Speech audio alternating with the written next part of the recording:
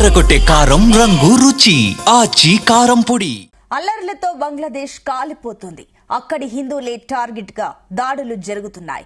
మాజీ ప్రధాని షేక్ హసీనా నేతృత్వంలోని అవామీ లీగ్ ప్రభుత్వాన్ని గద్దెదించిన విద్యార్థులు ఉద్యమంలో కీలక పాత్ర పోషించిన ఇంకిలాబ్ మోర్చా యువనేత షరీఫ్ ఉస్మాన్ హదీ సింగపూర్ లోని ఓ ఆసుపత్రిలో మరణించడంతో అల్లర్లు చెలరేగాయి. కాగా శుక్రవారం సాయంత్రంలో హదీ మృతదేహం ఢాకాకు చేరుకుంది.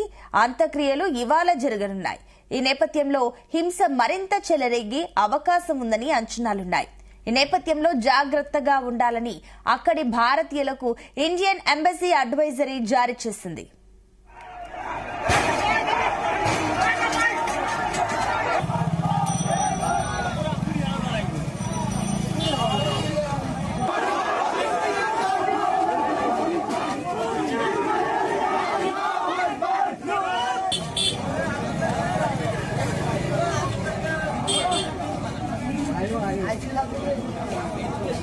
ఇస్లాంకు వ్యతిరేకంగా వ్యాఖ్యలు చేశారన్న ఆరోపణలతో మయమన్ సింగ్ జిల్లాలో 25 ఏళ్ల దీపు చంద్రదాస్ పై రాత్రి దాడి జరిగింది. కొందరు దుండగులు అతన్ని తీవ్రంగా కొట్టారు. చెట్టుకు వేలాడదీసి ఉరి తీశారు. అనంతరం రహదారి పక్కన పడేశారు. మళ్లీ కొందరు ఆ మృతదేహానికి నిప్పు అంటించడంతో ఆ రహదారిలో ట్రాఫిక్ నిలిచిపోయింది. ఈ సంఘటనపై మహమ్మద్ యూనస్ తీవ్ర ఆందోళన వ్యక్తం చేశారు. ఈ హీనమైన నేరానికి పాల్పడిన వారిని వదిలిపెట్టబోమని పేర్కొన్నారు. పత్రికా కార్యాలయాలపై దాడిని కూడా ఖండించారు. పాత్రికేయులకు క్షమాపణ చెప్పారు. ప్రజలంతా సంయమనం పాటించాలని, హింసకు దూరంగా ఉండాలని పిలుపునిచ్చారు.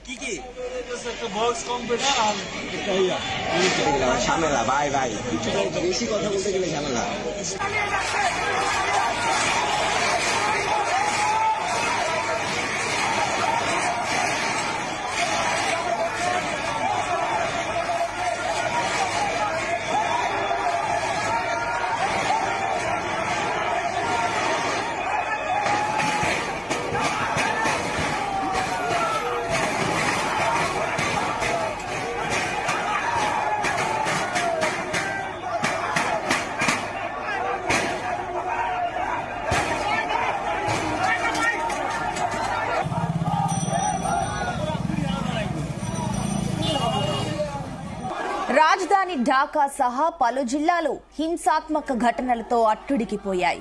భారత రాయబార కార్యాలయాల ముందు ఆందోళనకారులు భారీ నిరసనలకు దిగారు. చిట్టాగాంగ్ లోని అసిస్టెంట్ ఇండియన్ హై కమిషనర్ నివాసంపై రాళ్ల వర్షం కురిపించారు. ఢాకాలోని భారత రాయబార కార్యాలయం ముందు బ్యారికేడ్లను తొలగించి లోపలకు చొచ్చుకు వెళ్లేందుకు ప్రయత్నించారు. పత్రికా కార్యాలయాలను ఆందోళనకారులు ముట్టడించారు. దేశంలోని ప్రధాన పత్రికలైన ప్రోథమ్ అలో, ది డైలీ స్టార్ భవనాలకు నిప్పు అంటించారు.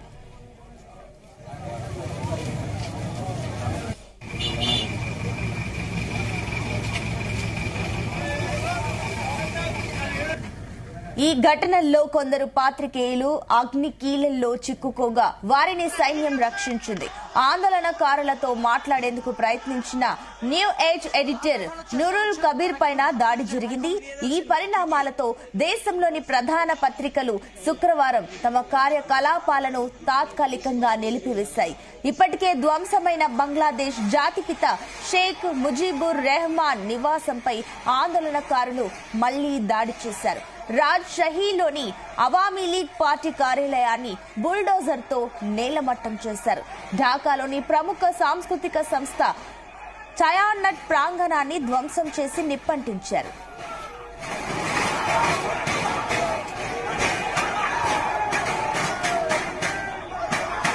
గతేడాది జూలై, ఆగస్టులో విద్యార్థులు ఉద్యమించడంతో షేక్ హసీనా తన ప్రధాని పదవికి రాజీనామా చేసి భారత్కు పారిపోయి వచ్చిన సంగతి తెలిసిందే.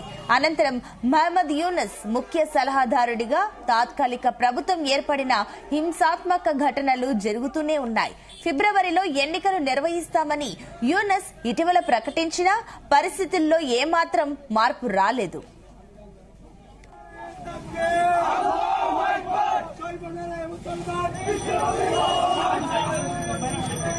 సింగపూర్ లోని ఓ ఆసుపత్రిలో చికిత్స పొందుతూ మరణించిన షరీఫ్ ఉస్మాన్ హదీ ఇంకిలాబ్ మోర్చా ముఖ్య నేత. బంగ్లా ప్రధాని షేక్ హసీనాకు వ్యతిరేకంగా గతేడాది జరిగిన ఆందోళనల్లో కీలక పాత్ర పోషించారు. ఆ సందర్భంగా భారత్ పై ఆయన తీవ్ర విద్వేషం వెళ్లగక్కారు. బంగ్లాదేశ్ లో ఫిబ్రవరిలో ఎన్నికలు జరగనున్న నేపథ్యంలో ఈ నెల 12న ఆయన ఢాకాలో ఎన్నికల ప్రచారం నిర్వహించారు.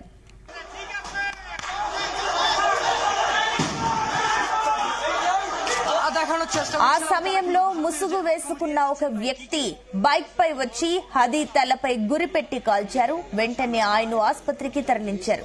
మెరుగైన చికిత్స కోసం హదీని బంగ్లా ప్రభుత్వం సింగపూర్ కు తరలించింది. ఆయన అక్కడ చికిత్స పొందుతూ గురువారం రాత్రి మరణించారు.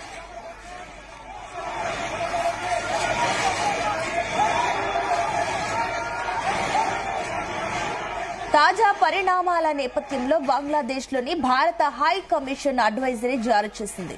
భారతీయులంతా అప్రమత్తంగా ఉండాలని హెచ్చరించింది.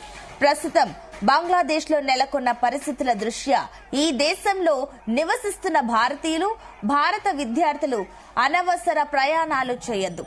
అత్యవసరమైతే తప్ప బయటకు రావద్దు. ఏదైనా ఎమర్జెన్సీ అయితే సాయం కోసం high commission, assistant high commission కార్యాలయాలను సంప్రదించండి అని భారత దౌత్యాధికారులు తమ అడ్వైజరీలో వెల్లడించారు.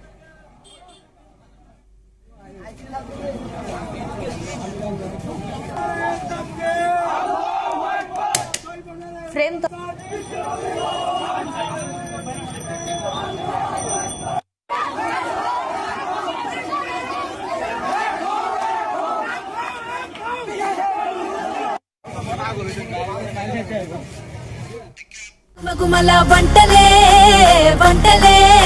తెరకొట్టే కారం రంగు రుచి ఆచి కారం పొడి.